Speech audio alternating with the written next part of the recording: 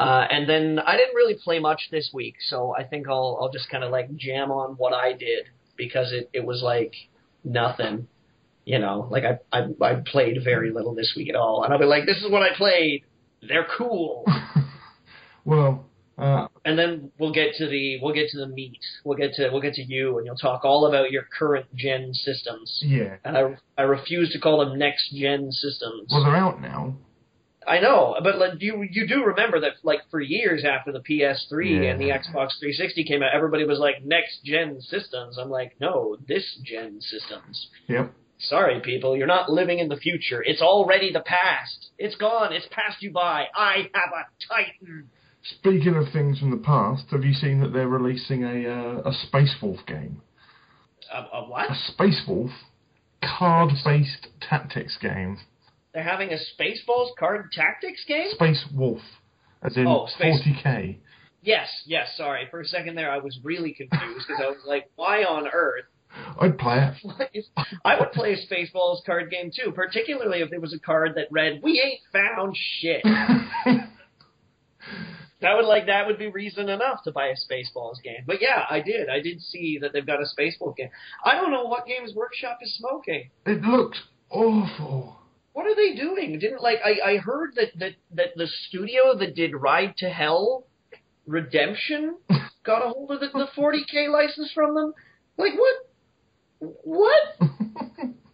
I mean, you're telling me that you showed up at a meeting with a resume and you're like, yeah, we made this game, and they were like, everything seems in order. You're on the team. We've also made mistakes. That is probably verbatim what they actually said to them. They were like, yes, we know what it's like to stumble. Quick, you must produce something and overcharge everybody for it. And then more, and then possibly make it in hardback so you can charge a little bit more. Yeah. Oh, man. Meanwhile, the Space Marine fucking license languishes. Yeah.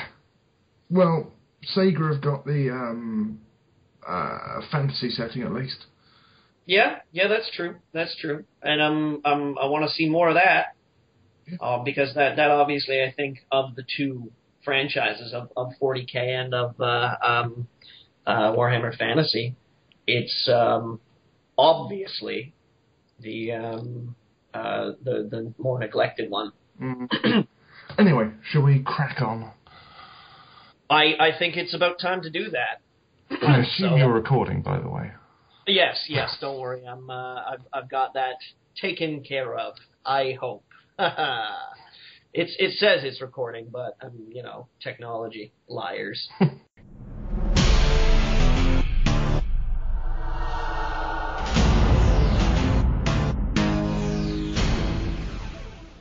Ladies and gentlemen, boys and girls, welcome to another enthusiastic episode of The Ecological Linguist. Yes, The Ecological Linguist, where on the podcast we talk about the different ways that you can use language to be more environmentally friendly.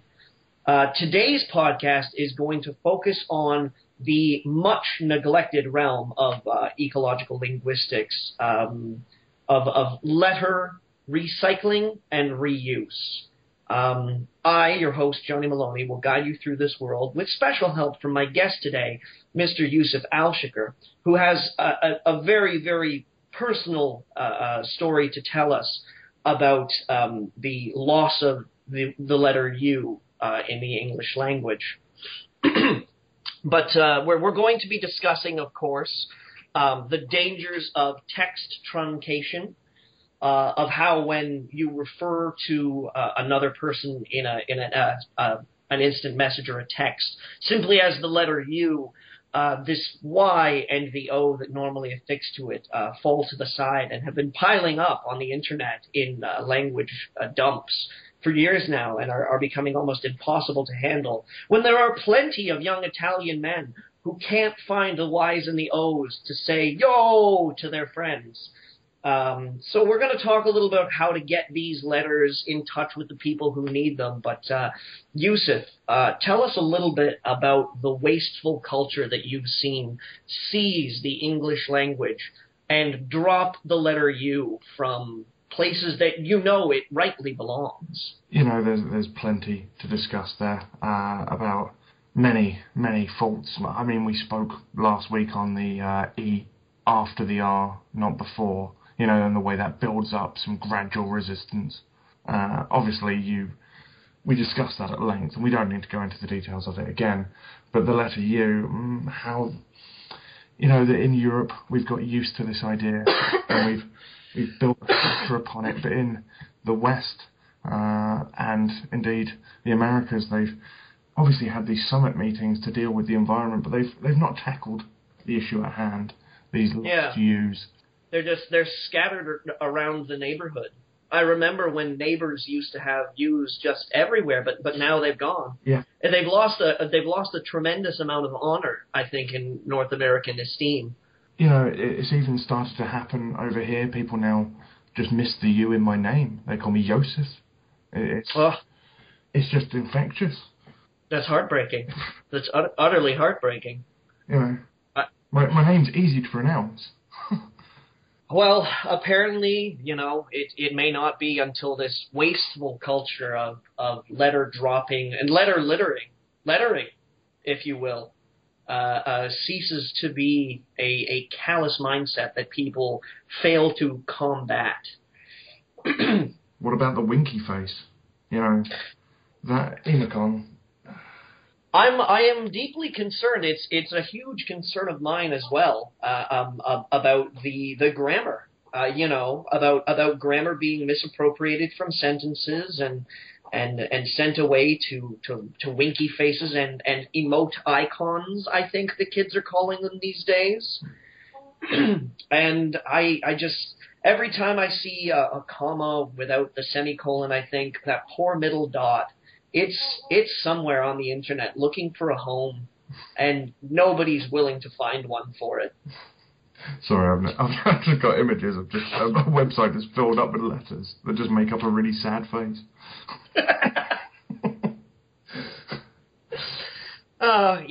Yeah. Every image I see of those websites, it's just, those are the three greatest tragedies in this world are of course, these websites. The giant ocean of floating plastic in the Pacific, and the fact that Axl from Guns N' Roses still thinks he's cool and relevant. I actually saw him live about 5 years ago. That was painful. Was he you say live, but was he a propped up corpse? Basically, his face looked like he'd intentionally transformed it into a cat's ass. Somehow he'd managed to stretch his mouth into this really weird grimace, and thought that, having a 10-minute break between every song was something that the crowd would enjoy. And this is a man whose mouth was by no means small before he went about altering it. Basically he was shown up quite a lot by Velvet Revolver was still about at the time, and Slash was on the night before, and it was just like, oh, look, there's the good half. Did you go voluntarily, or...? Yeah, it was a festival. There were loads of people there. And I'd already seen Billy Idol before, who was on the other stage, and, it was basically, do I want to look at one old guy with a new face, or do I want to watch an old guy take his shirt off? That's a pretty difficult dilemma to find yourself stuck in. I've decided on the one nearest the alcohol tent. See? That's what I like about you. Out of the box, economical thinking. It's got to be done. Yeah, absolutely. So, in case you listeners haven't figured out yet, yes, my regular cohort in these online Audible escapades is auspiciously absent today, and I am instead joined with that Brit that fits, Mr. Yusuf Alshiger, and we're going to talk about. Wait for it. No, you don't have to wait for it. Video games. And, probably some other nonsense as well. But that's... I don't know what I'm doing here if I can't at least speak some nonsense. I've got loads of it, behind me. I was talking a little earlier about going to see the allergist. Yeah, the problem is I've just got way too much nonsense everywhere. Mm. It's coming out of my unmentionables. Which is a real horrible thing, because when there's something coming out of something on this podcast that I could talk about and I refer to it as unmentionables, you know that there's trouble. Oh, it doesn't take you long. Once we get talking, Johnny, there's always got to be something unmentionable involved, because most of our listeners probably don't know that the only time you and I actually interact with each other live is when one of us is up too late drunk and the other one is just waking up. I think that that's a substantial part of the charm in our relationship, though. I'm not sure that either you or I have had a conversation in which one of us is or in which both of us are fully sober. Well, I'm on a ton of painkillers, so that'll do for now. See?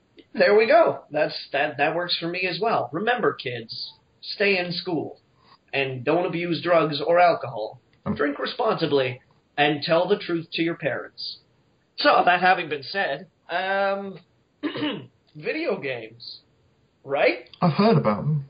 I read a story once that had a picture of a guy who was talking about them. Yeah. His name was Jack Thompson. Oh God, don't bring up his name.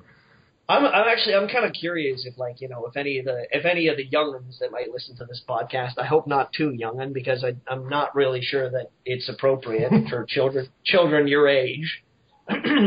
But how many of them recognize Jack Thompson's name? I mean, surely anybody that's in their mid to late teens might recognize it. But I'm I'm kind of wondering, does that name cease to be relevant? Like, if you're 13 or 14 or something like that, and I say Jack Thompson, are you wasn't that Tom Cruise movie?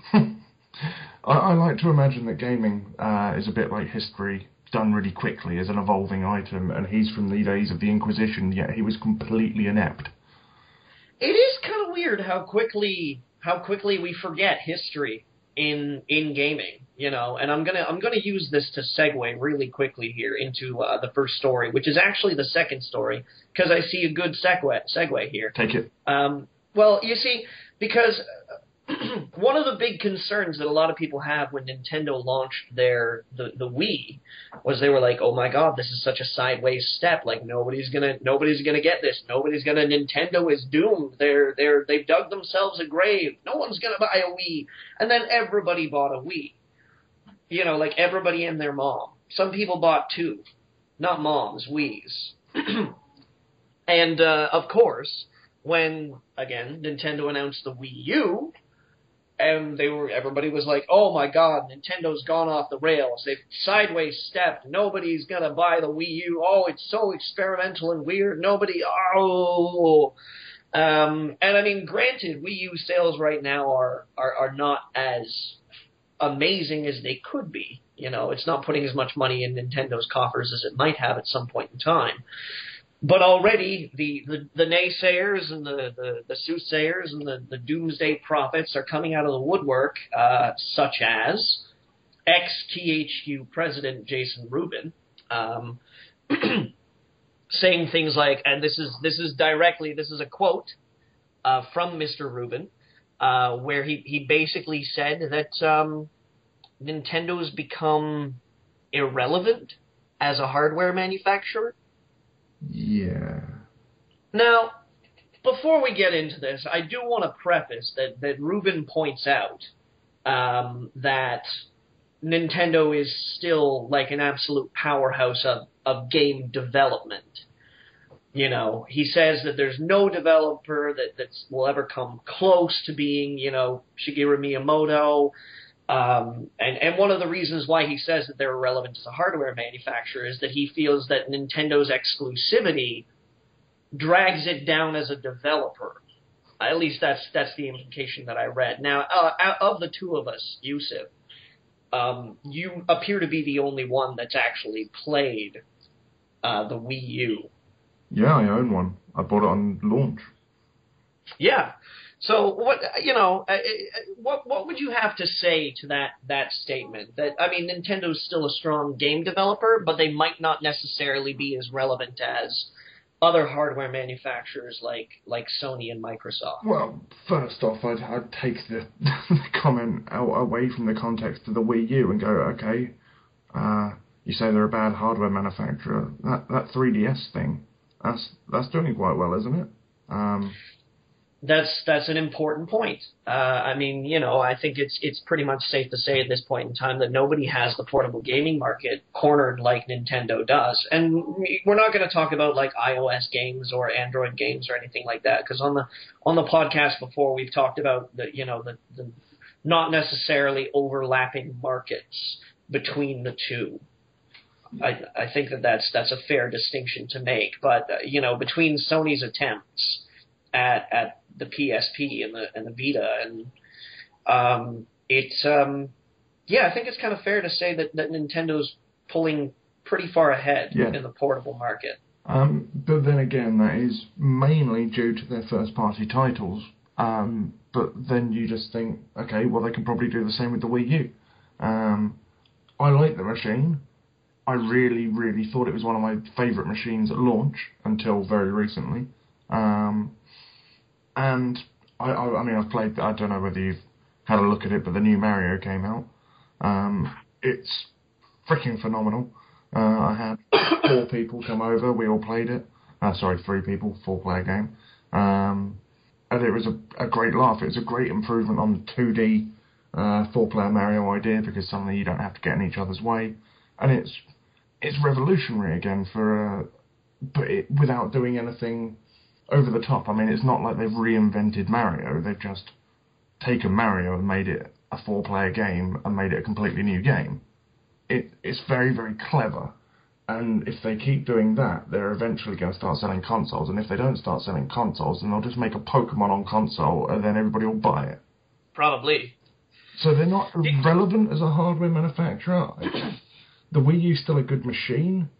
It's just, it can't capture I don't think it captures the same niche market as the Wii did, because the Wii managed to simplify everything back for people again, which was, you look at a PlayStation controller when you've never played a computer game before, and you go, crap, what do all those things do? And with a Wii, you went, there's one button in the middle, really, and then you waggle it. And everybody can get that. And I think the Wii U hasn't quite done that again, but it doesn't make it irrelevant. Now, do you think that this, because, I mean, it's definitely easy to say that the Wii U is not necessarily irrelevant, but as a hardware manufacturer, as a piece of hardware, but you might be able to suggest that it's irrelevant as an innovation, potentially, or as hardware innovation. Now, I wouldn't, when I say hardware innovation, I want to specifically draw a line there. I want to draw a distinction between interface innovation and actual hardware innovation, because the way that they use their interface is innovative. It's interesting to have that, a collection of regular controllers and then the tablet that one person can use, asymmetrical gameplay, or even using the tablet in the sense that it interacts with games in a way that many other controllers don't. But as an actual manufacturer of hardware, do you think you'd feel inclined to agree that they're certainly not pulling their weight? I don't want to call them irrelevant, because to suggest that Nintendo was irrelevant is, again, it's exaggerative language. It's being a portents of doom. The sky is falling. Nintendo has failed, and it's not going to happen. I mean, I think Austin said it best when he was like, you can hate on Nintendo all you like, just as long as you're comfortable with the fact that they're going to be around long after you're dead. Yeah, I saw that, and he's quite right. I mean, I think it's more because of the economic downturn. People think if you start to do badly, it's over for you. That's it. It's over. Gaming industry is a hell like that now. But Nintendo is so big, that's never going to happen. They're never going to pull a Sega, right? Yeah. I mean, the GameCube wasn't exactly a success, but they rode it and they kept making the games for it, and it's still a much loved thing. And working in a retro shop, it's one of the most popular consoles I sell, right? Yeah. They're not irrelevant. They're not even fighting in the same league. They don't need to. Yeah, I think that's fair. I want to meet out my comments with a little bit of. I want to temper them slightly by mentioning that I think that Ruben's comment is pretty typified of North American centered development, because they're, and this is one of the things that I don't like about a lot of North American developers, is that they have a tendency to become prepossessed with the concept of power more than anything else. Yeah. More polygons, deeper textures, farther draw distance, and all that equals automatically better game, which is just not true. And as I said to you before the podcast, you look at the guy that's actually said it, and a man that's already thrown the stones and smashed his glass house shouldn't be giving a lecture on property development.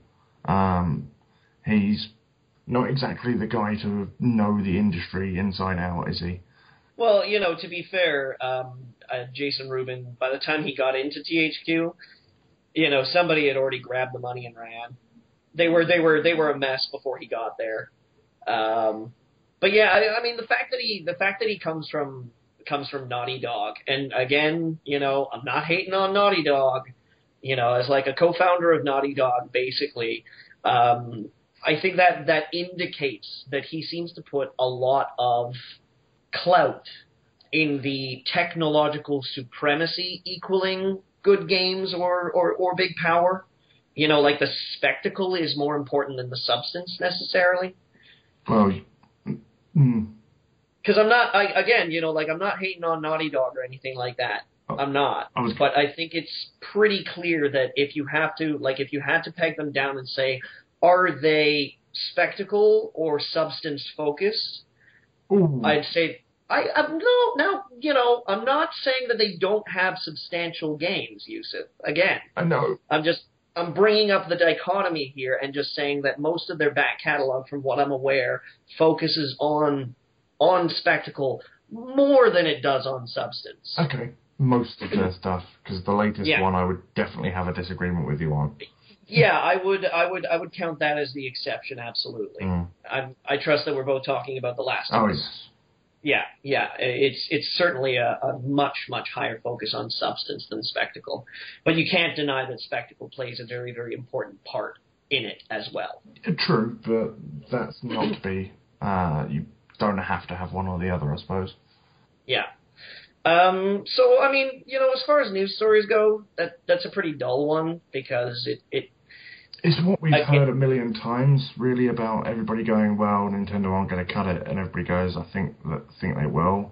Because, I think there was a post on NeoGAF that was like, Mario only sold 250,000 units on its first week in Japan, and everybody was like, holy crap, that's a rubbish amount of units to sell. And then it was like, yeah, but it was the best-selling game in Japan on the week.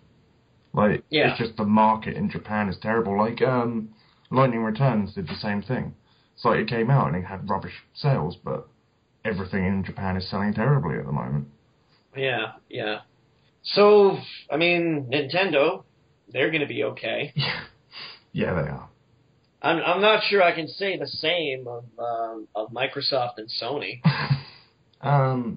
Because right now it looks like they're just it's a knife fight, man. They're going for it. They're like, oh man, I want to see this like steel cage underground match where people throw PS4s and Xboxes at each other. Not people who throw them at each other, but like I want to see a PS4 and an Xbox go toe to toe, no holds barred, steel cage ladder match. It would be far more interesting than a console war. A console war makes it sound grandiose. It should be dirty, like just two machines with a knife. Yeah. It really should. And I mean, judging from the way that these consoles were announced, particularly the PS4, when the PS4 was announced, like, that was nasty. They've already shanked Microsoft twice. Yeah, that was like, that was a toothbrush shiv right in the kidney, like, 3 or 4 good stabs before Microsoft could turn around and see what was going on. The console war fight, brilliant. That's pretty much what it is, Like, I mean, just the way, like, everybody calculates success and metrics and this and that. And I mean, I don't know if you watch South Park, Yusuf, or indeed if any of our listeners watch South Park. But the last two episodes that they released in South Park were a giant parody of Game of Thrones and basically the impending Black Friday contest. I haven't had an opportunity to watch it because it isn't shown over here that quickly. I see. Well, you should investigate. It's about as irreverent as it gets. But of course, yeah, Black Friday. And who better to talk about Black Friday and the performance of the Xbox One and the PlayStation 4 than a Brit and a Canadian? Because yeah. Because that makes sense. Yeah. We've always been judging you. Oh, no, not even secretly in the background.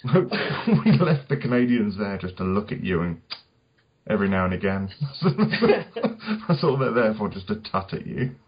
Well, I mean, like, as I said, I said on my Twitter feed on Friday, I was like, America, like, I kind of like you. You're sort of like, the uncle that's a bit conservative and a bit like, our views don't necessarily match up, but when Black Friday comes around, holy Christ, you turn into that creepy relative that's like, hey, want to see my collection of human teeth? The thing is, it's actually starting to infect Europe now. Like, we obviously don't have Thanksgiving, fuck that, right? But we've got the Black Friday deals. Like, Asda, of all places, had some Black Friday deals, and there were people fighting to get in. But what was brilliant is they had on TV, they had the images of America, and people, like, you've seen them, people will literally kick the crap out of each other over a £10 toothbrush because it's got $2 off, right? Yeah. Over here, it was mild pushing and people swearing at each other and then going about their business. It's like, we're going to have a riot, but let's do it correctly. We don't want anybody to get hurt. One of the things that's always kind of fascinated me about Black Friday, actually, is the fact that they managed to successfully call it Black Friday. Like, there's every other thing in history that has, like, black preceding the name is like, oh, well, this is when the so-and-so massacre happened, and this is when that happened, and this is when all these people died, and it's like, it's days that commemorate awful things in history. And I realized that when people started saying, like, Black Friday for shopping, they're like, yeah, it's Black Friday. Like, it's one of the ugliest days in consumer history. I thought it was absolutely hilarious how stores were like, Black Friday, that's great, let's take it and run with it. As if, like, they were putting on this badge of honor that was like, yeah, right on, Black Friday, we're gonna cause some people to get trampled and crap like that. It's where retail dreams go to die. That's one of the things about it, the branding, how they've managed to turn the branding of Black Friday against itself, where anything that's called, like, Black Friday, it should be like, don't go there, man. Stay away from Black Friday. You're going to get stepped on. We should be allowed to add black before other holidays to just violence them up. Just like Black Easter Sunday and just have kids properly go for each other while looking for eggs. You know what? It might happen. It might happen. I was thinking to myself, I was talking to somebody about Black Friday the other day, and I was like, they're like, oh yeah, that would never happen up here being Canada, of course. And I'm like, oh God, don't be so sure. Just years, like decades ago, America was a place that prided itself on its manners, on its austerity, on people being well dressed and dignified. It was about excellence and posture and all of those things that you think, like, that's truly what a civilized culture should look like. And now it's about people, I don't know, wrestling Xboxes out of your hands in a store and punching you in front of the police, who are powerless to do anything about it. It's because they're too busy, like, tasing someone and taking the Xbox. I mean, I don't want it to sound like I'm completely hating on America here, because I realize that there's a good number of people in America that probably consider Black Friday to be as obscene an example of greed-based capitalism, but it's pretty It's eerie, man. It frightens me and it disgusts me, and But the only way to really solve the issue, though, would be to say, like, right, you're all going to behave, because if I see anybody fighting, I'm going to turn the sprinklers on and then just throw a spark in there, right? I'm just going to electrocute the fucking lot of you, right? And then we'll try again. Like, even then, I'm not sure that would actually get people to behave. Somebody would. You get that one guy who's like standing by the electric fence. That's like, I wonder if the fence really is electrified. Yeah, but after the first 3, they'll learn their lesson.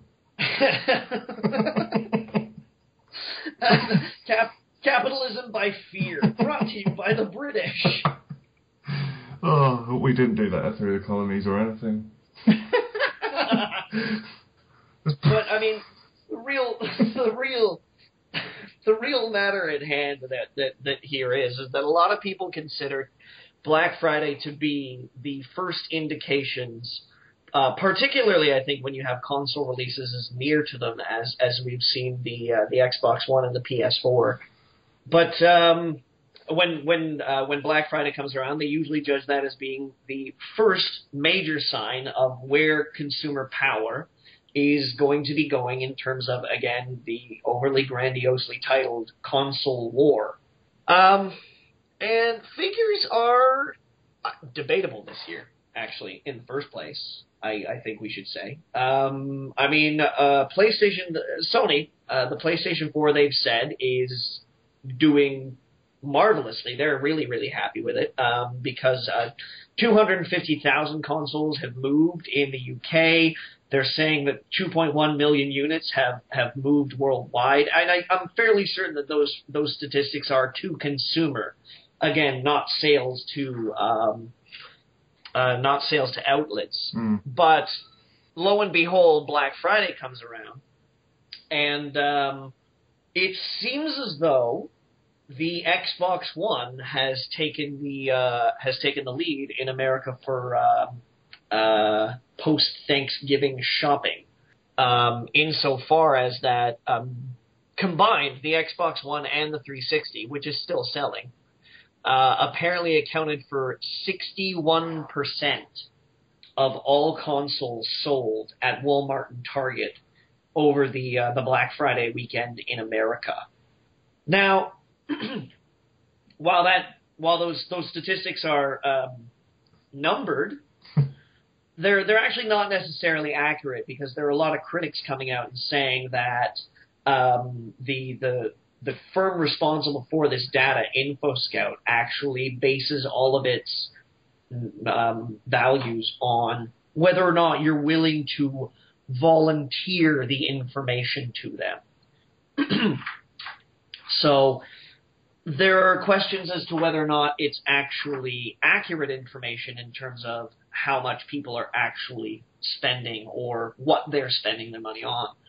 Pardon me. But let's take it at face value right here, Yusuf. How would you feel if indeed 61% of all console sales went to Microsoft for the Xbox One and the 360? Surprised. But it is their market. The Xbox has always been successful in America, and a lot of people were waiting for Black Friday. So I wouldn't be that shocked. The 360 I'm not shocked about at all. They're probably heavily discounted. Ton of games. It seems like an easy one to go for, but the Xbox One... And the other thing to bear in mind is Sony have already said that they've got stock issues. So, if you go into a shop looking for steak and they're out of fillet, you're going to buy the sirloin. That's the way it's going to go. But, the Xbox One's... We'll get on to about the Xbox One later, but I wouldn't be too surprised. So are you insinuating that there's going to be a couple of disappointed children who get to the Christmas tree on December 25th and they're like, oh boy, my new PS4, and then crack it open and it's like a Microsoft Xbox One and they're like, what the fuck, Dad? Trust me, an Xbox One wouldn't fit in the PS4 box. Well, I'm presuming these kids don't know the dimensions before they, They might know the weight. Jesus Christ, I needed to work out before. Anyway, yes, no, they probably don't know. Yes, disappointed children, probably hilarious. I think disappointed children are always hilarious. Especially the ones that you disappoint. Like you had a personal hand in their grief. You know what? I would say yes, but I think I've finally reached that point in my life where children don't expect anything from me except disappointment. So then when it arrives, they're like, yeah, that's pretty much what I was expecting. And I'm like, you mean you're not disappointed? They're like, no, not really. See, I'm kind of a favourite uncle with a lot of my nieces and nephews, and I'm just like, I put on such a show, like, because I'm an asshole. I would not be the favourite if I knew what I was like. So, yeah. Anyway, they've got that disappointment coming when they find out when I'm older what I'm like. Yeah, I imagine that parents have just bought a next-gen console. And to be honest, it's not a bad purchase. It's just probably a bit early. Uh-huh. I think it's fair to say at least that neither one of them is en route to be an ultimate failure at this point in time. No, and both in a way kind of deserve the credit they get. PS4 certainly so. I mean, we've all praised the way they've come out fighting, but I think Microsoft should be given a bit of slack considering they've kind of sorted their shit out in a very small amount of time. Yeah, you got to give them credit for, I mean, critics might say that Microsoft did their best to backpedal, whereas a little more optimistic approach, I think, to the philosophy surrounding the console would be that they've certainly modified some of their policies to respond to an outburst of criticism when they were first announced, and that you got to give them credit for that. You have to. I mean, you can still throw the criticism at them. I'm not saying don't do that. I'm just saying, eventually you've got to stop slapping the guy when he's trying to get back up. Yeah. So, yeah. Now, all that having been mentioned, of course, it sounds as though we have the right person on the podcast to talk about it, because I didn't fucking play anything this week. I played nothing this week. I played like potato, which is like hot potato but much colder. Did you play What Don't I Own on the Steam sale? God, I guess I'd best buy it. Well, I did I grabbed a couple of things off the Steam sale. I did, things that I was like, ooh, maybe. Like Austin's going to be happy to hear that I picked up Dust and Elysian Tale. Did I play it? Fuck no. It's just I've not bought that game specifically because I'm like, oh, that's really cheap. I've heard it's really good. Wait, I have so many games like that. Well, yes, more or less. That's certainly something that I thought that crosses my mind whenever a Steam sale comes by. But I'm dead serious. I played nothing. I played Rayman Origins, which is great. I don't even need to talk about it anymore. I played Lego Star Wars. I had a buddy over at my place on Saturday. We hung out. We played Lego Star Wars. I got some news about something that I'm going to be playing soon, but I'm saving it because I want a certain person to be here before I talk about that, because he's gonna. You're great. No, it's all right. No, it's fine. It's very specifically directed at this one person, and this one person is going to completely lose their shit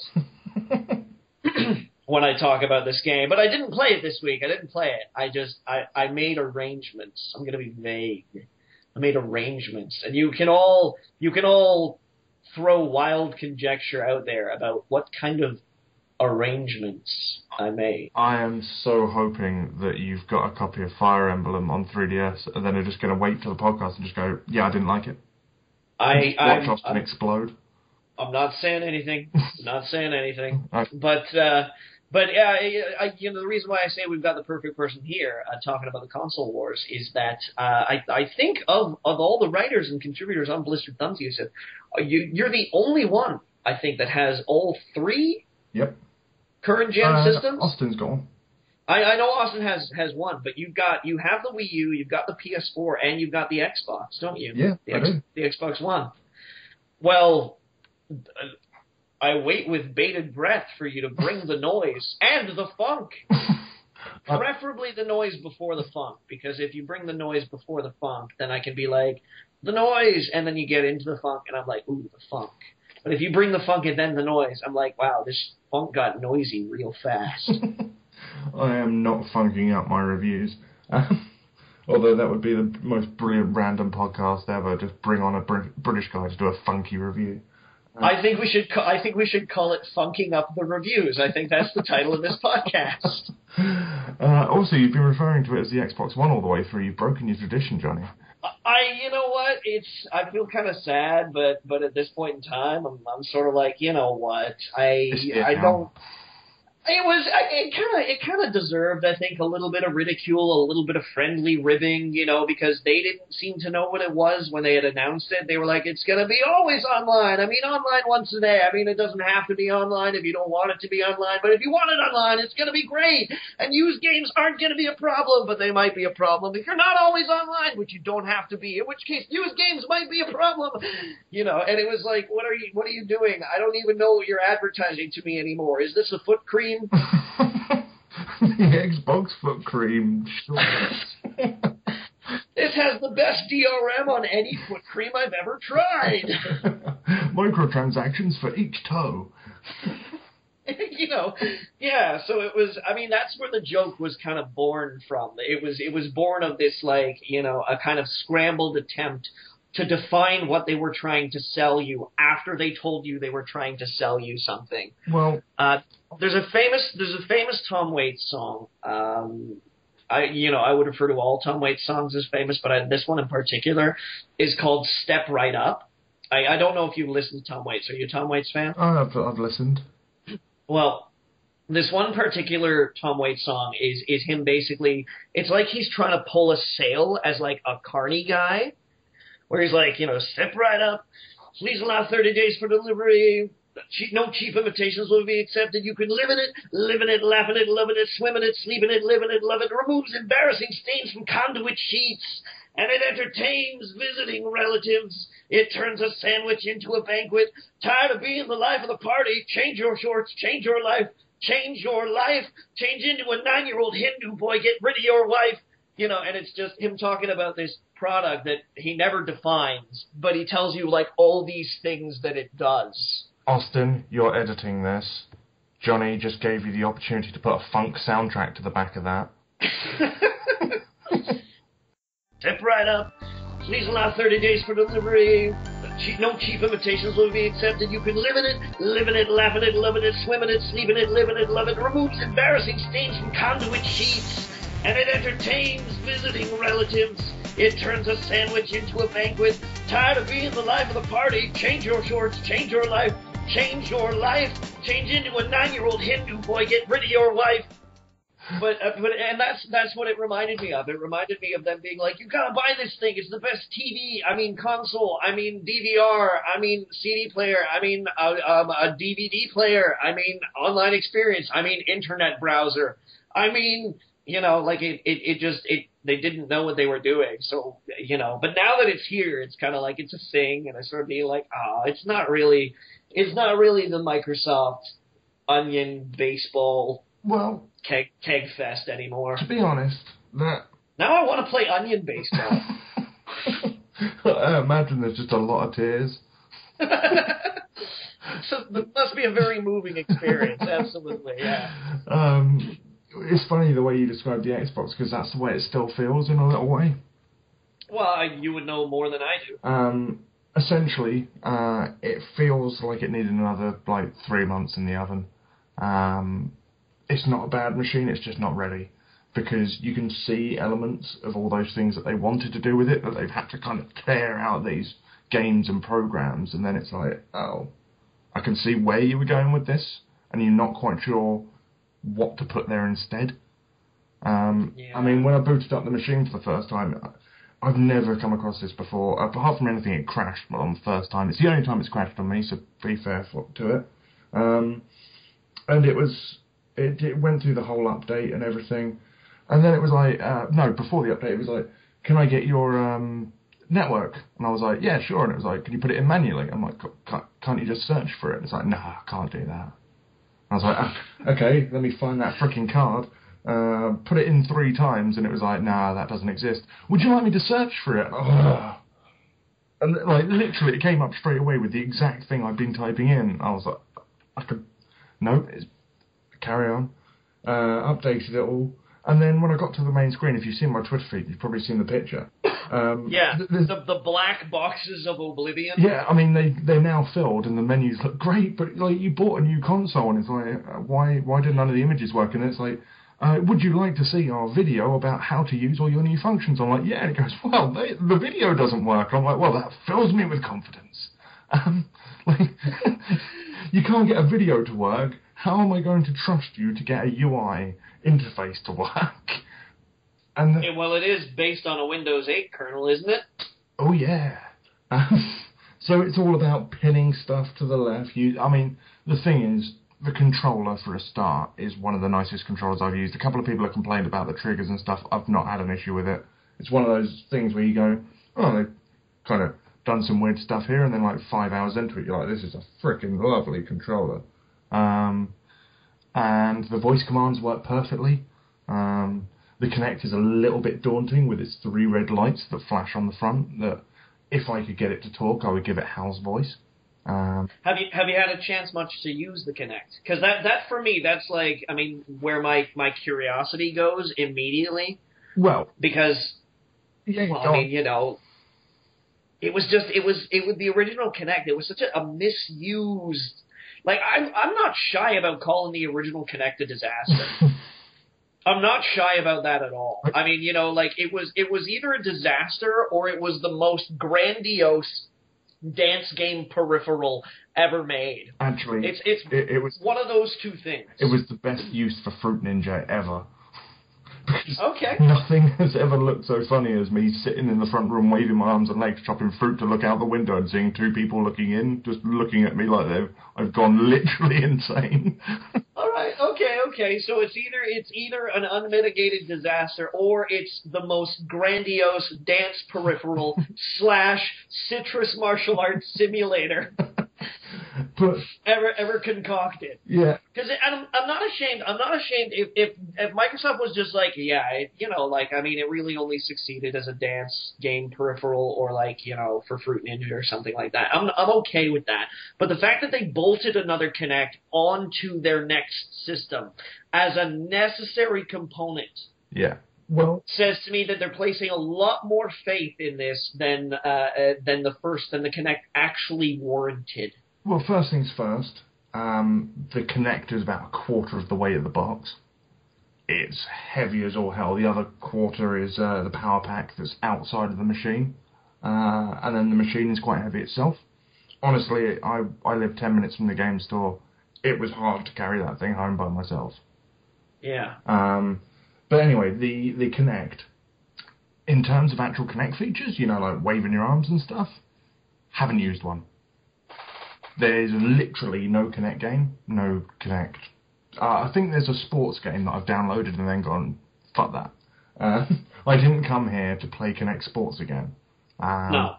So it's doing exactly what it did really well on the Xbox 360, which is something you don't even need the Kinect for. It's just their way of pretending it does, is the voice command stuff, which you could do with any headset. It's just they're pretending it would be the Kinect. So, for example, with FIFA, you can actually send out commands to your other players and get them to do through balls and stuff like that and make a run. And that's quite clever. Change your formation, things like that. Switching between menus is really easy. On Rise, you can do certain features. My favourite one's actually on Dead Rising 3, which is like when you're fighting the random mental people, all of them have got sort of buzzwords or phrases that will drive them up the wall. So you shout out whatever it is that says in the top right-hand corner, and the boss literally has a hissy fit, which you can then run up and do a finishing move on them while they're distracted. And it was just a cool little thing to just shout, like, fuck you to a boss, watch him go, what did you just say to me? And then clotheslining him. It felt quite dramatic.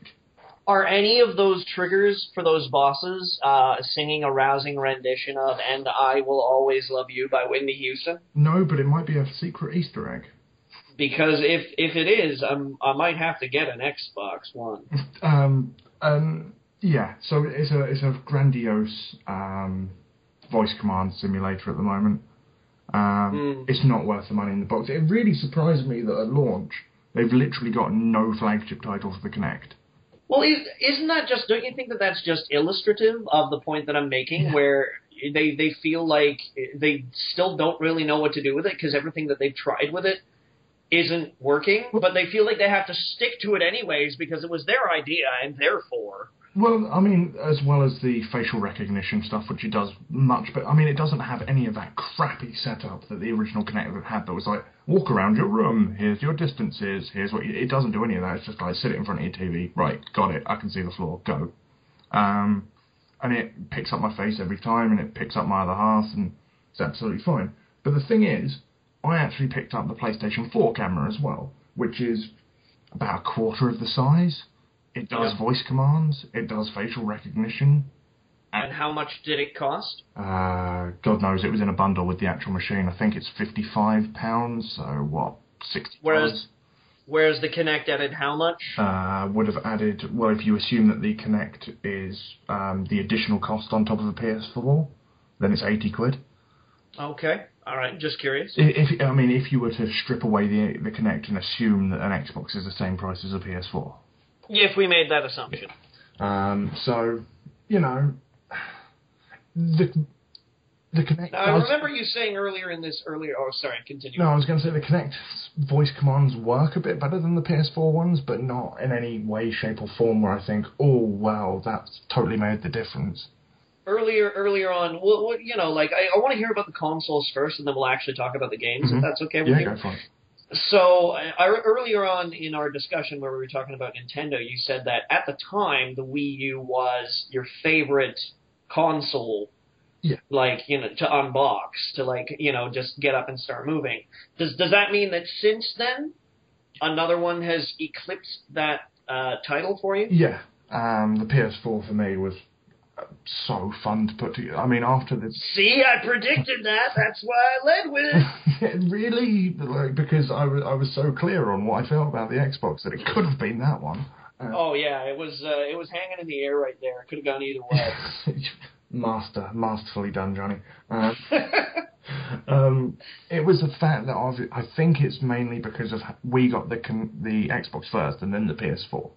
So obviously I had to go through everything with the Xbox. And then I got the PS4 and it was like, hey, how you doing? Here's your network, all sorted. Like the update, I got fiber. The update of 400 meg did in 10 seconds. Right? Nice. It was literally the fastest speed I've ever had. So I reckon the PS4's probably got a better wireless dongle in it. Wireless dongle, man, I sound old. Bluetooth connection. No, Bluetooth? What am I talking about, Johnny? Help me. I like wireless dongle. That's my new favorite term. I mean, did you not have those over there? Johnny, my internet doesn't work. What you need is a brand new wireless dongle. See, that's stuck in my head. Get a really big one that's hard. That's stuck in my head because that's what they offered my other half with her iPad if she bought one online. I was like, you could have a wireless dongle. I was like, what are you saying to my fiance? Like, calm down. I guess it would be like a, you know, I guess it probably wouldn't be a wireless area network. No, but I mean it'd be an Ethernet wireless. Wireless card is what we're really looking for here. I'm just sounding like a twat for a bit, but thanks for helping me out. Wireless dongle. You'll be happy to know that all my dongles are wireless. Connect with any port with ease, except for one. I will not tell you which. Oh, right. So your wireless dongle did 400 megs in 10 seconds. That's pretty impressive. You know, that never happened to me before. You know, it happens to a lot of guys who own PS4s, I hear. Oh. Anyway, no, there's no recovering from that, really, is there? I'm just going to move on and look classy. That was a mocking derivative sort of, yeah, sure you are. It's absolutely so dignified. You've fallen so far, I'm going to mock you from my pedestal. Hey, no judgment here. No judgment here. Ready? Well, We'll both certainly look in America's direction and shake our heads and mutter Black Friday whisperings to each other. That'll make us feel way better. America just heard a Britishman say wireless dongle. They're on the floor pissing themselves. Okay, so your connectivity, you plug it in, everything's up and running, it detects your wireless, you get your update right away. It's all sorted. It jumps through the menus, it signs me into PSN, it says, do I want to do the facial recognition stuff? I was like, no, I really don't, because I own 2 PSN accounts and I don't want to confuse you. Because I've got an American one and an English one. Mm-hmm. And I managed to set them both up as a primary user. I have an American one first because I actually owned a PS3 before they came out in England, and you couldn't make a PSN account. So they're both my primary account, so I can actually use all the features from both America and England at once. So you only have to log into one account. Yeah. That's nice. Because I have to set my PS Plus up on an English account, because obviously you have to enter all your codes and stuff from England on an English PSN server. But I've set it up as the primary account, so my American account can take advantage of PSN. Oh. So basically, when you set something up as your primary account, it gains everybody else that uses that machine, then gains any benefits that person has. So it's like having Xbox Live, and I think you now can do that with the Xbox. It's like if you own the online subscription, everybody can use it. Yeah. So it's a neat little feature. It did that. It wanted to ask if I wanted to buy this, that, and the other, and it was all like simple. And my favourite thing is it said, "Do you want to connect to Facebook?" And the first button it gave me was no. I was like, "Thank you. You knew where I was going with this." So yeah, then it just set up and went straight into the menus. The menus are crisp and clean, and setting up and downloading stuff was really, really easy. Went into PSN, I own a copy of Flower, it's free, download it, it was just all a very smooth experience. Whereas the Wii U just felt fun, whereas the PS4 felt like my first, I know we're now calling it current gen, but it felt like the first next gen experience that I'd got from a console. Whereas the Xbox felt like it wanted to be the next gen, but hadn't even figured out how to put an image on the screen yet. Right. So it actually felt like I'd invested in something worth having. When you spend that much money, it really should. And ironically, I found my receipt for the Wii U the other day, and I paid £330 for that machine, which is £20 less than the PS4 came out for. So, that's a pretty impressive price point, considering the taxes we pay on machines. Yeah.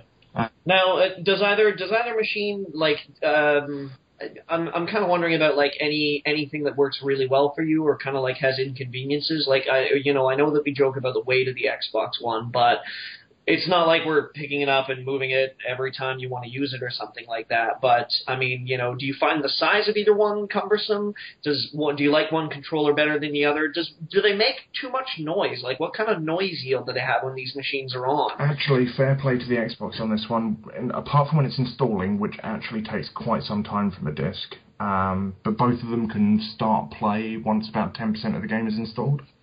Good. The Xbox, once something's installed, you wouldn't even know it's on, if it wasn't for the giant frickin' lights on everything. But it's definitely silent. Whereas the PS4 still makes a bit of noise. But both are quiet enough, but the Xbox actually has the advantage there. My main complaint with the PS4 is lack of ports. They have provided an input for the camera, which isn't the USB ports, which is nice. But you literally have 2 USB ports. And considering I own 2 controllers and I want to eventually have 4, where am I going to charge those? The Xbox has 3 that I think I've looked around for. There's one on the side, really oddly, that's not in any manual. No manual says that USB is there. But the other 2 are on the back. And so you do have to pick up the machine and pull it out to get to those USB ports. Right. Which is a bad move. They need to also label which is the HDMI in and which is the HDMI out much better. Because I was really panicked when I first plugged mine in and went, it's all black. But, wrong hole. So, The controller, I would actually lean towards the Xbox at the moment, but only because the PS4 controller feels like a DualShock 3 to me, in the same, like you immediately slip into it.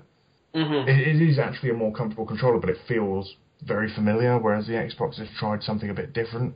And you get used to it slowly and get to like it. I'm bitterly disappointed at the death of the start and select button. The Xbox has view and menu, and the PlayStation has options and share. Obviously, the Wii U has plus and minus. So apart from handheld, start and select is officially dead. But they will always live on in my heart. Yeah, the select button. Nobody ever knew what to do with that, like ever. Except for when people actually tried to do something with it, and it never worked.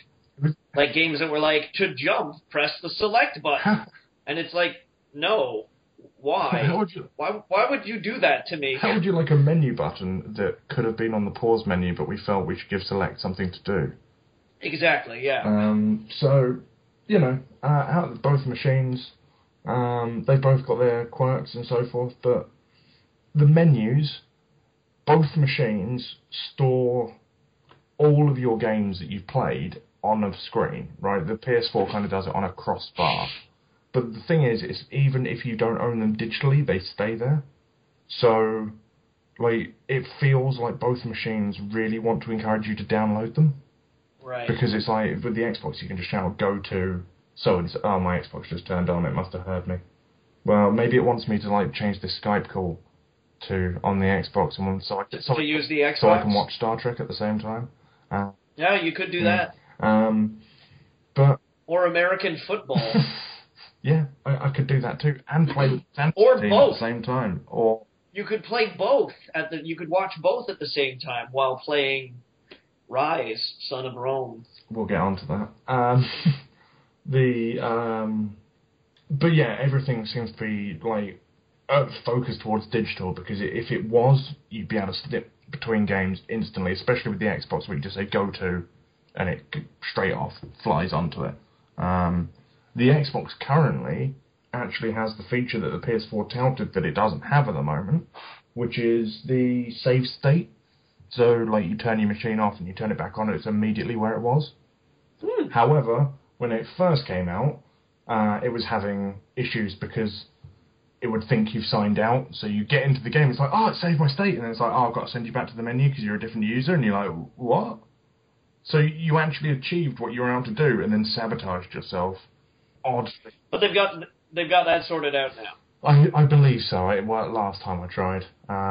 That's one of those things that it's like, when you get confronted with something and you're like, okay, obviously nobody ever actually used this in the way that anybody would use this. They're like, watch, it's going to save my state. And then they, like, turn it off, and then they turn it back on again. And it's like, yay, it works. And nobody considered that's, nobody's going to do that. Nobody's going to, like, turn it off, turn it back on again. It's like they're going to turn it off, then they're going to go out to dinner, they're going to have a drink, chat with their pals, maybe go see a movie. The thing is, all of the Microsoft problems are software. I mean, aside from the size of the unit, it's all software-based. They needed another 3 months to refine what they wanted to do with their menus, a bit like Windows 8. Judging from Windows 8, I think they needed a little more time than that. And also an entirely new operating system. Okay, 3 months for anybody else. Anybody but Microsoft, who sat on Vista for God knows how long going, no, it's all right. Yeah, they really, it's taken them longer, I think, with Windows 8. It's taken them longer to realize that people just aren't into it. The thing is, we got lured back in with Windows 7 and went, wow, they've made an operating system worth having it. Oh, no, they've done it again. It wouldn't be so weird if they decided to call it something like Windows Touch or Windows Mobile. Where they were like, this is the operating system we have based around entirely on touch interaction, and so it's good for, like, tablets, mobile phones, the Surface, the Xbox with the Kinect, blah, blah, blah, blah, blah. But then they were like, oh, yeah, by the way, if you still use a computer like a normal person, well, here, it's other Windows. There's the final thing, actually, now that you've said it and reminded me. There's the final thing for both consoles I like to touch upon. It's the idea of using a tablet now. which was very highly touted at E3. Like, every other game was like, and you could use your iPad. Right. Actually, I hated the idea initially, thinking this is just a craze, and now that I've used it, it's really, really good. I've used it on both systems. Yeah, both systems. I used it on Dead Rising on the Xbox through Smart Glass, and I used it through the Assassin's Creed app for Assassin's Creed on PS4. Now, admittedly, the app works for PS3 and Xbox as well, I believe, but anyway, I got to use them with both. Right. Smart Glass was brilliant. It went straight into Dead Rising. It understood what it was doing. And it was stuff like all your menu options were on the iPad, including a real-time map where I could set my objectives and markers for in-game. So I could literally look down, tap where I wanted to go, and then a marker would appear on my main screen. Really useful. Yeah. And I don't know if you played the other Dead Rising games, but one of the most annoying things was the phone calls.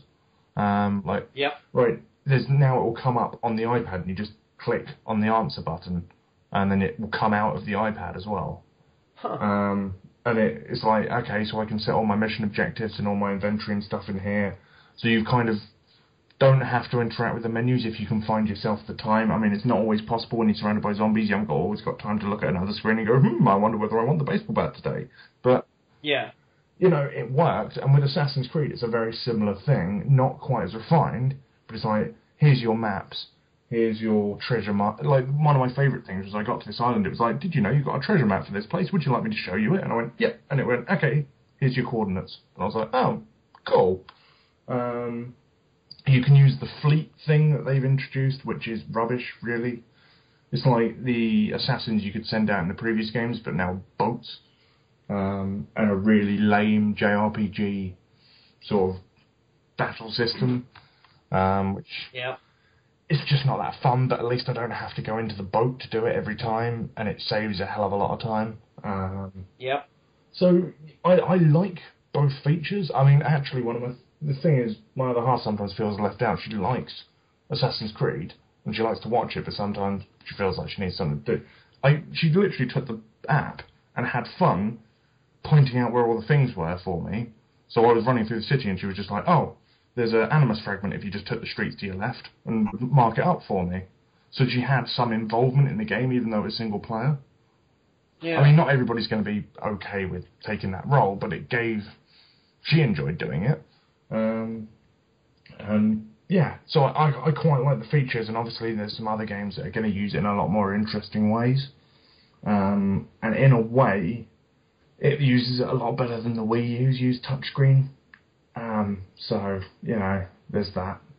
I wanted to save that for this bit rather than the previous conversation. But that's just a case of a learning curve at the moment, and obviously having it integrated in the controller makes it far easier for one person to use. Yeah. That's the other thing that's freaking hilarious, finding out that the PlayStation 4 controller has a speaker in it for the first time. At 3 a.m. in the morning when you're playing Killzone for the first time and you pick up an audio log and some guy screams at you, it's a bit of a shock.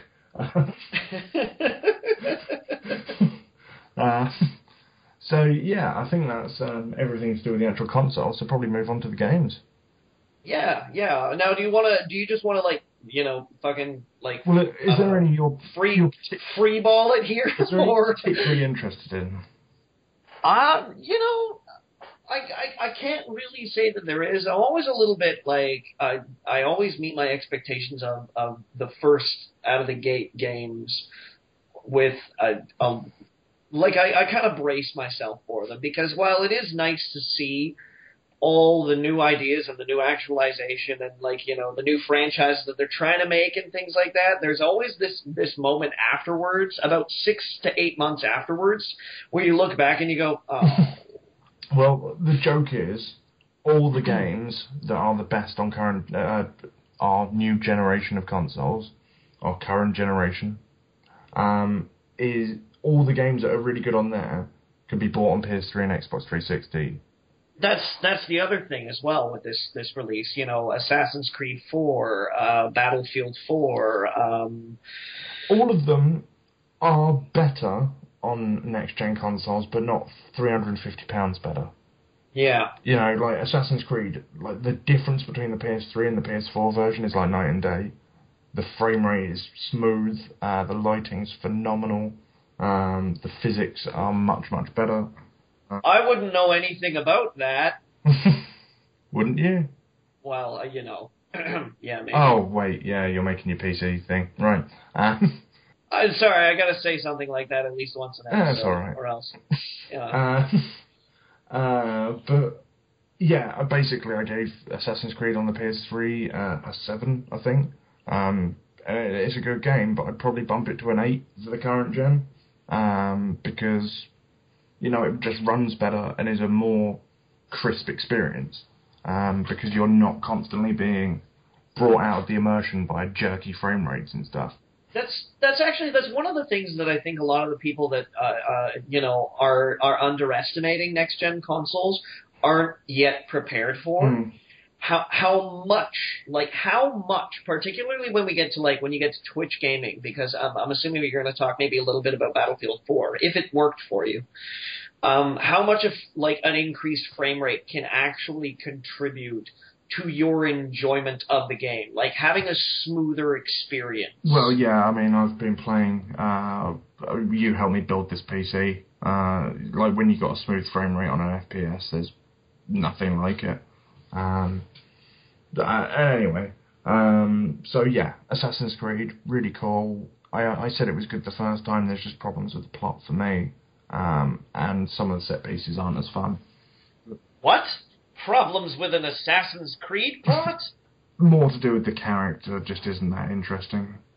Like, being a pirate's great and all, but, like, give me some backstory, and they don't bother, and they put it all in text files that you can find, and you're like, I don't mind text, but if it's character development, I kind of worried that they were going to drop the ball coming off Connor, because I know a lot of people didn't like Connor, but he was one of the most compelling characters in Assassin's Creed for me. He was one of the most flawed, and obviously flawed, and he had the Balance versus Hatham, who was amazing as a character for me. But that's because he was totally British. Totally British. So what else have we got? Flower on the PS4 is astounding. I mean, it was already a very, very pretty game, but running at 1080p at 60 frames a second with my new TV, it really, really pretty. Worth buying if you get a PS4 because it's one of the most chilled out games you'll ever play. And holds a special place in my heart, so go and get that. But I think the one I want to talk about most is, as exclusive game to go, is Rise, Son of Rome. As last night, obviously, I got the buzz from Austin saying he wanted a night off, and can I jump in on the podcast? And I was like, yeah, not a problem. Oh crap, people are going to want to know about Rise, and I've not played it yet. I'd best play a little bit of it before Johnny gets home. And you know I sent you that Twitter message, right? Yeah. So that was, 2 hours before you were getting home? Yeah, So I managed to install Rise in that time, obviously, and start playing it. And when I stopped to come to the computer, and unfortunately we had to not do it yesterday, but about the time I should have been online, I was halfway through the game. Seriously? Yeah, seriously. Now... Halfway? Yeah. Well, also, like, I'm all for a fantasy setting and everything, guys. I mean, God of War's obviously out there. That's not what Greece looked like, you know. But at no point in time, because I live quite close to them, at no point in time did the White Cliffs of Dover look like the gates to Mordor. I'm sorry, they don't. Well, maybe once when I tried to visit England and you guys turned me back, but as I understand it, that was only a 48-hour affair. Yeah, just fortified. It was hardly a siege. I sat down, ate a sandwich. It was like, fine, you don't want to let me in, I'll go. Anyway, the point is, the way I described Rise, it's very pretty, very, very pretty, right? But it's quite clearly used to be the Kinect game. You can see it there, because it was that first-person Kinect game originally. I don't know if you saw the original footage. No, I never saw the original footage of Rise. It looked cool. It was a first-person Kinect-style game from Crytek, right? And it's quite clear that's how it started, because the third-person movement when you're walking around is really odd, and picking up stuff, that's one of the worst animations I've seen in a game in ages, which is a complete opposite to how smooth and awesome the actual animations for killing people are. So there's obviously something's happened there. So it's a disjointed experience. Yeah. Now, the way I thought about it the other day was every level in Rise feels like the first level of a game. Now, that isn't to say it manages to keep the tension like really high. That's not that's not praise. The question, I was going to say, what first level are we talking about? What we're talking about is the kind of level that goes, oh, wow, look at this game. I can't wait till this set piece is over, and then I can get to the meat of the game. And the meat never happens. It just keeps being that first bit over and over again, and the scenes are awesome. Like, the actual bits like where you line up with your legionnaires and you put the shield wall up, and you order them forwards, and then, like, literally bunker down, get up, throw your spears. It feels cool. It feels like an amazing set piece. But they do that like 3 times in each level. And you're like, I did this. Where's my... Like, there's no real level design. It's kind of areas where you have a fight and then you walk through it and maybe find some pickups. I mean, the joke, like the first level, you walk through and it's like, oh, you found your first scroll, have an achievement. And then it's like, and literally around the corner it's like, oh, your first relic, have an achievement. And then literally next to the relic, it was like, oh, here's your first artifact, have an achievement. I'm like, this is how bad your level design is. You just have to throw these in a corner. And that's how it feels all the way through. My favourite thing, though, is in the first proper level, where it's like, you return home for the first time in 10 years, and your father meets you and everything. And these barbarians come into Rome and kill a load of people. And they're shouting out to you like, hey, Marius, I'm going to kill your father. And it's like, shit, these barbarians that have come from England, apparently, know my personal life really well. I haven't been home in 10 years. Like, they've been doing their reading. And it's just... well, these are some really well-organised barbarians. Yeah, no kidding. So you can inevitably see where that plot goes. They must have distributed, like, pamphlets around and, like, detailed drawings of who your father was and where he lived and how to get there from their landing. And everybody knows your name. Like, as the game progresses, just everyone knows your name. It's like, oh, well, this is a really violent version of Cheers. And, like, you're calling them all barbarians. Like, I've literally just described the White Cliffs. It's like the front gate of Mordor. Barbarians do not build infrastructure like that. Nah. They're more a rape and pillage and then move. Because they're like, well, I would live here, but we burned everything down, so... And, you know what, I actually quite like the combat system. It's sort of a heavy attack, light attack thing. Well, it's actually a stun and light attack. And then you get people to the level where you can execute them, and then you pull off the execute move.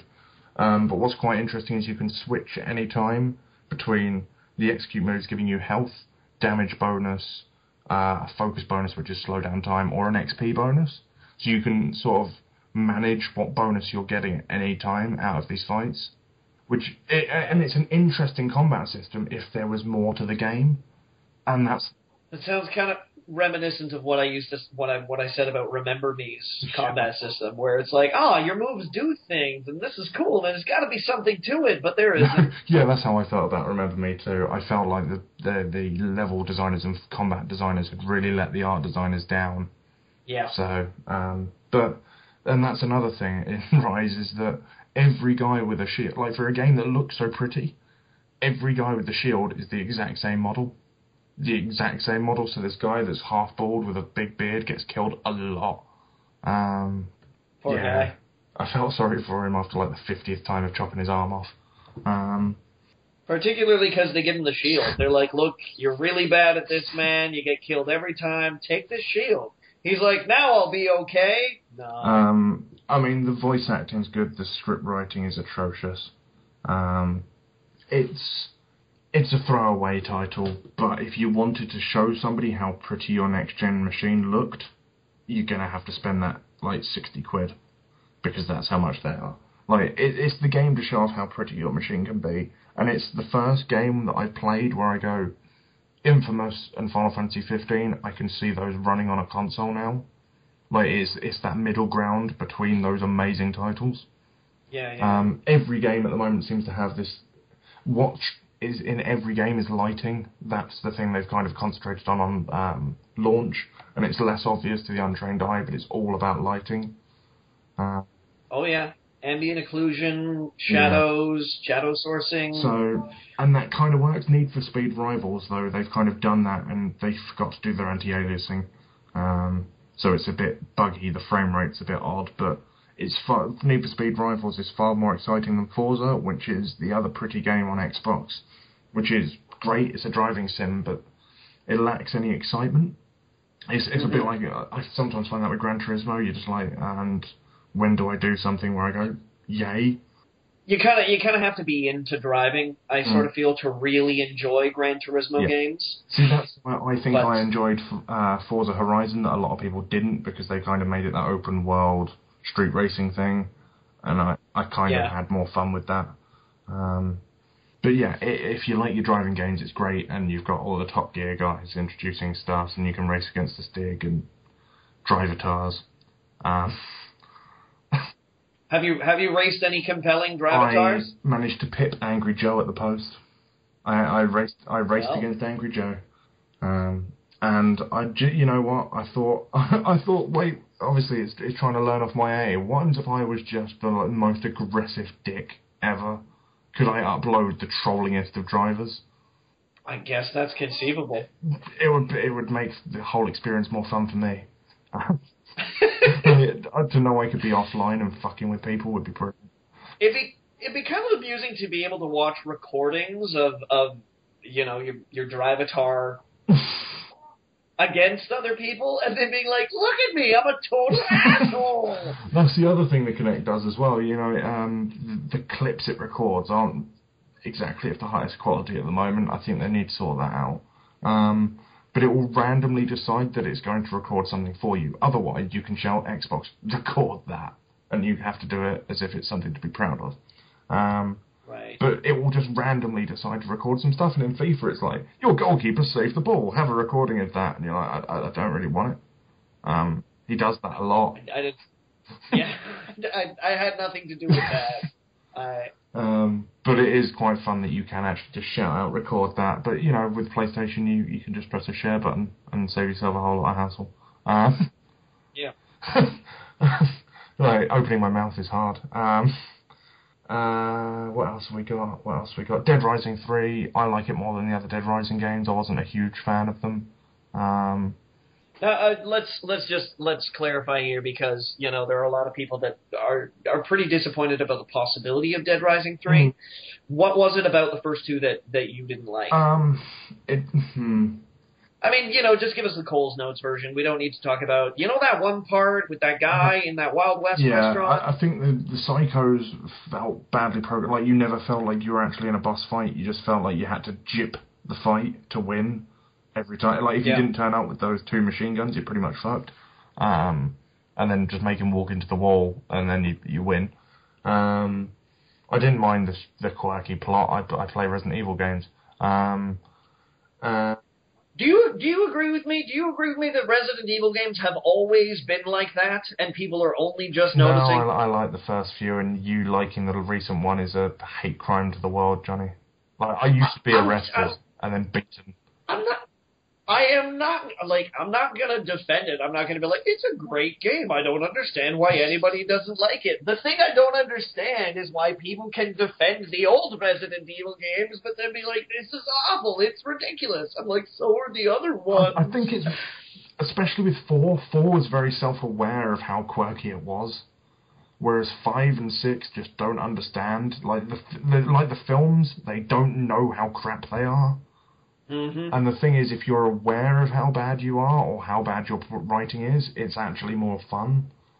That's fair. And I think that's kind of where 4 knew what it was. It managed to level the game at a level that was enjoyable for the player as well, whereas there's kind of this disproportionate realization of how awesome the scene you're playing is in, like, 5.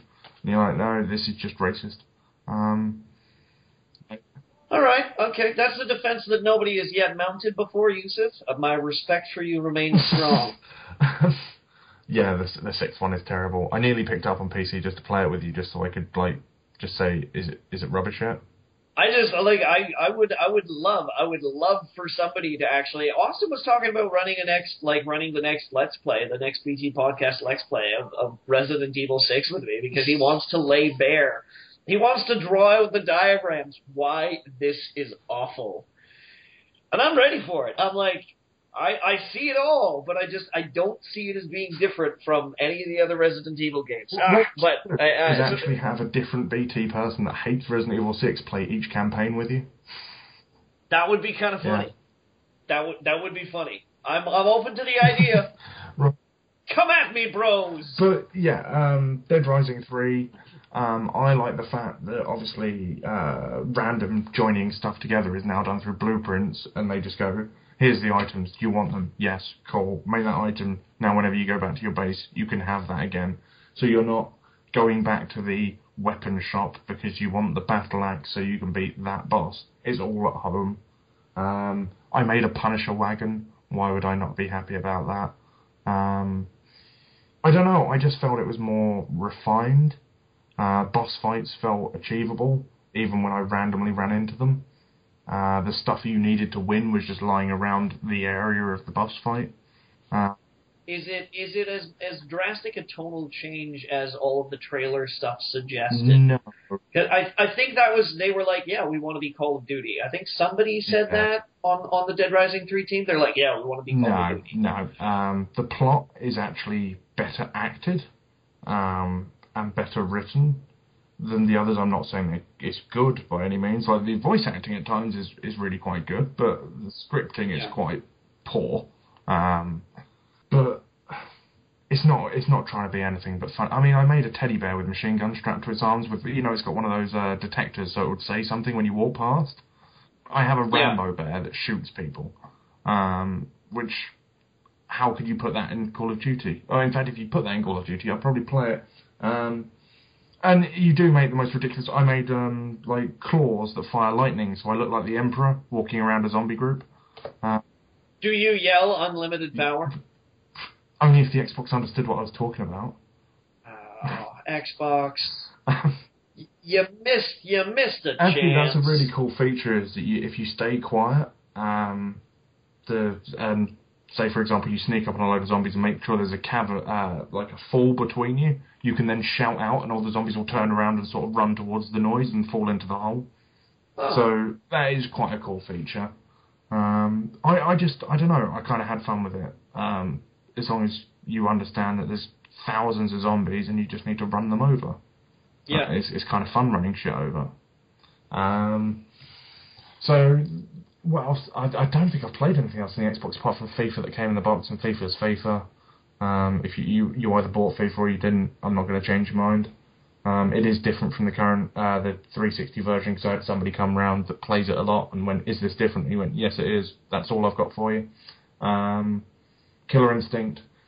I kind of put it in and was like, "Yeah, Killer Instinct," and I started playing with the one character I've got, and I was like, "I remember I fucking hate Killer Instinct." I've not played it since. Yeah. I got the day one Xbox Live subscription. It was like free character for Killer Instinct. I was like, well, that saves me some cash, and I get to play as two different characters for multiplayer. And it was like, have a different skinned version of the main character. You're like, really? You gave me the same guy? Cheers, Xbox. You haven't played Crimson Dragon? No, unfortunately I have not, and I've not played Loco Cycle either. But I don't know if you saw my tweet earlier. It was like, Xbox recommends to you Crimson Dragon because you played Mass Effect 2 and 3. Yeah, I had Netflix do something similar to me the other day, where it asked me to rate this movie, because I mean Netflix recommendations are always hilarious, but this one was really funny, where I was like, it asked me to rate this old Guy Ritchie movie Revolver, which is an awful movie. It pretends at intelligence because it uses a chess metaphor throughout the backbone of the movie. But it was it had me rate Revolver, and I was like, oh, I hated it. And it's like, how often do you watch And I mean, you'd expect to see like a movie in there that it would be like crime, like tense movies or something like that. But it was like, how often do you watch cool mustache movies like Revolver? And I was like, cool mustache movies? That must mean somebody's used that as a search criteria. It called Harry and the Hendersons a bounty hunter movie. I'd watch it if it was. Boba Fett versus Harry and the Hendersons. Oh, fantastic. Well, I ask about Crimson Dragon particularly because I'm curious. It's been receiving a lot of flack for its microtransactions. Well, yeah, I mean, I think they've sorted some of that out, but again, like, I looked at it and went, oh, that looks kind of cool. Oh, wait, I don't like Panzer Dragoon. Uh-huh. I get you. So it's one of those. The only one I'm really disappointed with and haven't bought is Loco Cycle because I'm a huge Twisted Pixel fan. And I've heard it's terrible, so I won't go near it. Like, even the most lenient of publications has slated it, so bit of a disappointment there because Captain Smiley is still one of my favourite downloadable games ever. Comic Jumper, sorry, Avengers Captain Smiley. So, PS4 games. I got Zoo Tycoon as well, by the way, that got sent to me, but I've not touched it yet. Alright. You know, it's Zoo Tycoon. It's a tycoon with zoos. Killzone, it's the pretty game for the PS4. It's the rise of the PS4? Yeah, but slightly more capable. Like, they actually remembered to make a game as well, and that's the thing that's been winding me up in gaming over, like, the last couple of years. I mean, it's not permanent yet, but there's a lot of games that forget to make a game. They kind of go to do their cinematic stuff or their visual stuff or their deep and wonderful meaning, but they forget to be a game at the same time. And there's a couple of exclusions to that, like the Stanley Parable, for example, isn't a game, but it is an amazing comedy. Yeah. So, like, at least they had something that's so brilliant. And Journey isn't really a game, but what it is brilliant. But I really object to you calling these things not games, but... Well, a game is something with rules, and they're... I don't know. I would call them... But you wouldn't say that the rules... I mean, the rules are kind of like pre-coded into the whole... I would call them interactive digital experiences or something pretentious like that, because they're just not... There's no... I don't quite know how to describe it, but I wouldn't call them necessarily a game. I can understand how you might say they're not a game as you consider games to classically be. Yes. But that doesn't make them not games. No, but yeah, so they might fit into their own niche genre or might need a new definition that is not game, but not in an offensive term. I don't mean it offensively. I just think for every one of those games that we get, we have to suffer through 20 pretentious titles. And that winds me up at the moment, but that's my personal grief. Alright. So, Killzone at least remembers to make a game. That's great. It's an average first-person shooter that I played a little bit of, and then went, it's an average first-person shooter. I'll come back to you later. Randomly, it turned up on the night, like even Game didn't know they were getting it. I got Injustice on PS4. Yeah. Really? It was £22 when bought with the machine. It trades in for 25, so even if it's rubbish, I've just gained £3. I can't see any reason. I played the demo on the PS3. I literally can see slight anti-aliasing upgrade. That's it. Oh, and the frame rate on the cutscenes is terrible. Yeah, really? So it's actually a downgrade. So, yeah. I'm going to get to the end of Batman fighting Superman with some DC friends. But apart from that, meh. Lego Marvel, I own it on... I got a review copy on PS3 and I got the game on PS4. They're nigh on identical. The only difference is the open world bit has a frame rate on current gen. But it was never that... it was never unplayable. The problem I have with Lego Marvel is that I've played Lego City Undercover, and therefore I've seen what they can do if they break the mould. of what they normally make for a Lego game, because every one of them is nigh on identical. Yeah. And now that I've seen what they can do, it feels like they're just not putting in any effort. I mean, like, the first level to Lego Marvel is awesome. The Hulk smashing up the town, properly awesome. But it never does that again. Like, the Sabretooth fight is like Sabretooth in a helicopter. And you're like, what? Like, you didn't even think this through. You were just like, I need a boss fight here. Get me a Marvel character. So they're a little bit disappointing. The Venom fight's pretty cool, actually, because at least it brings in some Spider-Man lore in there, and actually Venom is actually a better alien than all of Alien's Colonial Marine in Lego. Like, that's pretty impressive. They even have Hawkeye shout they're coming out the goddamn walls. Well, I want to clarify here, Yusuf, that it wouldn't really be that difficult to make a better alien than the aliens in Colonial Marines. Yep. That's a pretty low bar, dude. True enough. But honestly, the first time they do the Venom cutscene, my other half actually found it like quite scary, and it's a Lego figure, so that's quite impressive. But yeah, the rest of the game's just more of the Lego games. You're going to enjoy them. I do like the fact they've properly made each character individual, and like at first you're like, Iron Man's very different from the way Hulk plays, Spider-Man's very different from that, Captain America's and Reed Richards are different from that. But once you get a little bit into it, you're just like, actually a lot of these other characters play the same. And that's why your cast isn't very big, because you don't want to do any levels where you point out that the other 140 characters in this game are identical. Mm-hmm. So, it's enjoyable, and it was half price with the machine on the day, so if you can get a deal like that, it's worth picking up, but you got to pay for the controller as well. Get it on current gen consoles and have fun with it, or get a Wii U and play Lego City Undercover and play the best Lego game they ever made. Is there anything else, Johnny? Need for Speed Rivals I already mentioned. Call of Duty Ghosts. You played Ghosts? I did, up to the bit I played up to on the PS3, and I went, that looked the same. Honestly, to me, apparently they're on different engines. You could have fooled me. Now, did you play Ghosts on the PS4 or the Xbox? PS4. Alright. So you were getting the full 1080p experience. The full 1080p, same damn game experience. Because, that's, like, mega important. You know what? Flower actually proves that sometimes it does make the difference, because they haven't done much that game other than 60 frames in 1080.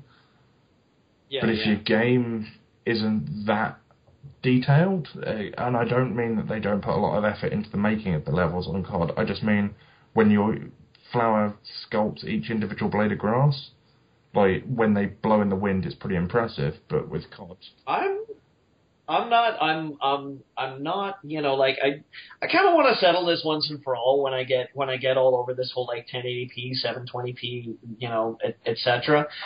The reason why it's not necessarily that big a deal on console, why people can't see the difference between 1080p and 720p, and I'm talking last gen, I'm talking the PS3 and the Xbox 360, is because the graphics engines weren't really optimized to make use of the things that actually show you the pixel per pixel difference. Their anti-aliasing was crap. Their shadow sourcing was crap. The way they used light sources, crap. So when you're getting to things like, discerning hairs and like shadow edges and soft lighting and hard lighting against soft lighting and things like that, yeah, not that big a deal if you're not using that stuff. But if you're using a contemporary graphics engine where you can actually, like, pick out, hair and look at, like, fabric textures that look like they're made of individual threads and shit like that, totally. 1080p, 720p, there is a huge difference. There really is. And you can tell if the graphics engine is actually making use of those pixels. Yeah. But that's like saying, most people couldn't tell Pac-Man was on a 720 or 1080p, and it's like, the engine's not really made to make use of those extra pixels. Tell that to Sinclair and Commodore. Yes. If you haven't seen the two different versions of Pac-Man for those, look it up. But anyway, yeah, COD Ghosts. I kind of enjoyed the intro to it the first time because I hadn't played a COD since like Modern Warfare 2. And I was like, oh look, all these little changes they've made every time, for me, amounted to a big change because I've not played them in so long. Right. But then I played it again and was like, no, now it feels all very similar. And not very impressive again. It's, again, probably a 6. First-person shooters have kind of dropped off at the moment. I don't know if you... I mean, when was the last time you played a really engaging first-person shooter? A really engaging first-person shooter. Yeah. When System Shock 2 got re-released? Well, I don't think that really counts, does it? Does that really count? If we don't count it, when was the last time? I'm fain to call Arma 3 a first-person shooter. I did have a lot of fun with Shadow Warrior. Okay. I didn't pick it up, but I heard it was fun. I did have a lot of fun. I mean, I for reasons that I wouldn't necessarily say that it's a great first-person shooter, because it eschews a lot of the things that first-person games do with them. I found myself using the sword quite a bit because it was so much fun. And at times it was a sword, at times it was a big floppy purple dildo. Because you can replace it if you own Shadow Warrior and some other games on Steam at the same time. It's like, that's gotta be Saints Row. Yeah, that's Saints Row. There's a couple other ones as well. I think there's a Minecraft sword that you can use. I think I've just picked up my one was Metro Last Light. Well, I'm playing Last Light right now actually, and I'm not enjoying it as much as I liked 2033. Huh. It's a little. I feel like it's lost a little charm. Like it feels like it's rushing a little bit. And I don't know, maybe that'll level out as the game continues. It's way too early for me to... I've only played, I think 3 hours of it or something like that. It's way too early for me to call it completely. Okay. Yeah, maybe the last one that I was like, this is a great first-person shooter, and I really loved playing it was probably maybe Far Cry 3, actually. Blood Dragon.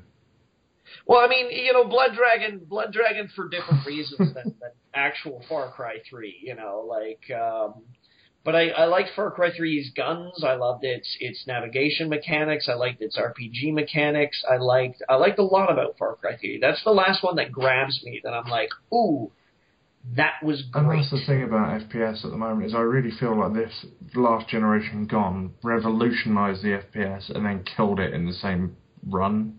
Like, they made it monotonous at the same time as making it brilliant. Oh, they certainly did. They absolutely did. It's a flooded genre now. It's an absolutely flooded genre now.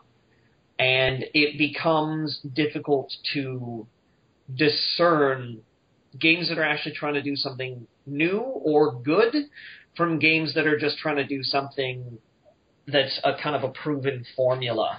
It's like a platformer during the 8-bit, 16-bit era. There were just so many of them because it was the thing to do. Yeah. FPS has become a little bit dull, and Valve hurry the fuck up. Because they're the ones that started the revolution, for me, was Half-Life 2, and then everybody kind of scrambled to chase after it. Yeah. And I'll be fair to it, Call of Duty 4, I think, was brilliant. It really changed things up. We've had a couple of hits here and there since, but apart from that, it's been a bit of an odd one. Anyway, moving on.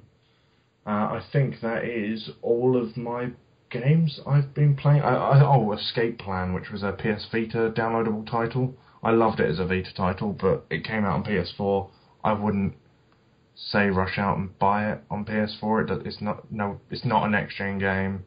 It's not a brilliantly pretty game. It's a great puzzle game, but it feels odd on the PS4. It feels like the controls that they've moved over from the Vita, which was front screen and back screen, they've done analog stick and touchpad, and it feels weird. So it's a great puzzle game, but get it on a Vita if you can. Which brings me to the only other game I think I've actually played since, because I haven't been able to wrestle Zelda off of my fiancée, is Tearaway, which is worth buying a Vita every single day for. It's so good. It's beautiful, it's well designed, it's well paced, and one of my favourite features in the world, I mean I could go on about the game for ages, but one of my favourite features in the world is that you can take photos of things that have lost their colour and they get reformed. Those items then get uploaded onto tearaway.me, you sign in, and you can print out those papercraft models and make them. So you actually gain ownership of an item in the game. I love that as an idea, because that's a neat little touch. It just says, like, when you get the item, it's like, you're going to need paper, scissors and glue, and that is all you need to make this one. Or you're going to need something else. And it's just, I don't know, it appeals to me as an idea. So, yeah, I think that brings me to the end of... obviously I said I played Mario earlier. I don't need to tell you about Mario. It's amazing. Play Mario. Done. It pretty much stands on its own. So, yeah, I think that brings us to the end of my very long list of things I've been playing, which I will hopefully have reviews out properly for the Xbox games and some of the PS4 games over the next coming days. Yeah, you got the gist. Fantastic. So we talked about games too much, Johnny. I feel like I'm letting the podcast down. You know what? There were a lot of games to cover. It was a little tough to sidetrack. I tried where we could, but there was just no stopping you. We should talk about something inane and stupid. Otherwise, I'm just going to feel like I've completely derailed this podcast into talking about video games. Oh, geez. I wonder if I have any inane and stupid stuff just kind of sitting in my retinue. That'd be a no, then. I don't know. I mean, maybe. Grilled cheese sandwiches, Johnny. What's your You stance? You ever wonder when hamsters eat like their babies, if they're like, I wonder what that tastes like? I reckon they think that's how you gain their power. Yeah, but do you want to gain a baby's if power? If you eat enough of them, it's a slow building thing. You've got to start with level 1 creatures and build up your XP. So is that it? Are hamsters just like RPG fanatics? The hamsters are just leveling up. And that's what you should tell your children when they witness that horrendous event. Don't worry, kids. He's just trying to get to level 2. And then just to really finish the impression, just make sure you buy some tiny hamster armor and put it on him for the next day so they can see that he's leveled up. Oh my god, that could lead to some really horrendous monkey see, monkey do. Oh, I think that's pretty much it for us, isn't it? It sounds like it. Although, you know what I'm going to do? Because Austin is going to be editing this. He's absolutely going to be editing this. So, Austin, I want you to listen very, very closely here. And, anybody, if this gets left into the podcast, absolutely. Anybody can guess what weird things I've prepared. But yeah, Austin, check this out. I hope you can hear this. Can you hear that? Can you hear that, Austin? Can you hear that, Austin? Guess what I'm going to be able to talk about next week. Do you recognize that? I recognize it. I think it might be a series that I might have heard of. You know what? It may have. I've heard they've made 1 or 2 games in it. I may have a couple of them in my possession right now, and I'm going to see if I can get some time to mess around with them this week so we can talk a little bit about them next week. Wow. I want you to enjoy that, Austin. Oh. I want you to enjoy that. In the meantime, I think we might be done. Yeah. It's probably time for me to go have a bath. It's probably time for me to go to bed. Yeah, it is late for you, isn't it? If only we could do both together. You know what? I saw a hammock bathtub on the internet the other day. That thing was amazing. Oh yeah, you've seen that? I got a new dream in life. Previously, it was to die in an incredibly spectacular way so as to make other people think twice about doing whatever it was I was doing, but now it's a hammock bathtub. If that thing is playing that game, that would be amazing. just so you like literally destroying Austin's hope of ever playing that series ever again because all he can see is the horror that happens to your body. Yeah, keep your eyes on the obits, kids. We're going to see what kind of damage I can do this week. Childhood dreams?